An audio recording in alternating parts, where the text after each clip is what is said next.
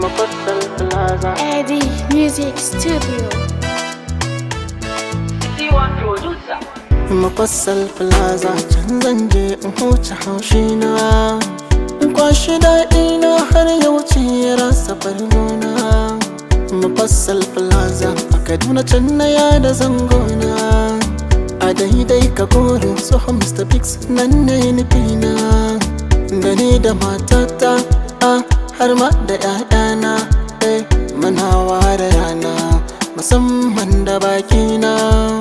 Nakan je so uku so hudu don kashe kuɗina, dukan sayyata ne a Mufassal nake yinta, dukan bukatata a Mufassal nake biyanta, komai cikin sauƙi duba da yanayin rayuwata. Farashi ba sada an yi shi don al'ummata, ina matafiyan mabaki ga Mufassal a damana. Abinci kuke bukata ko kuma shofin dare rana, ba sa ɓata lokaci nima na gani da idona. Al'ummar Makarfi Road da Igabi duka ku nake nema, ku zo ga Mufassal Plaza guri ne na alfarma. Mufassal Supermarket hanyo tanajin shidan kuma, da Mufassal Bakery hanyo tanajin shidan kuma.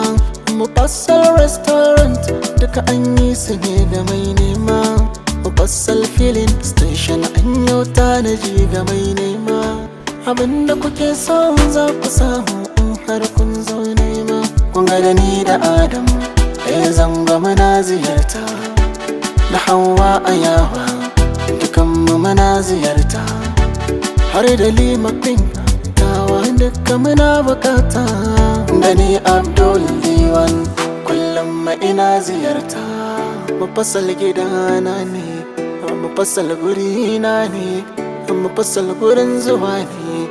Mufassal akwai harkoki kala-kala, komai da komai iri-iri, komai iri-iri, ina nufin komai kala-kala, cima iri-iri, kayan makwalashe iri-iri.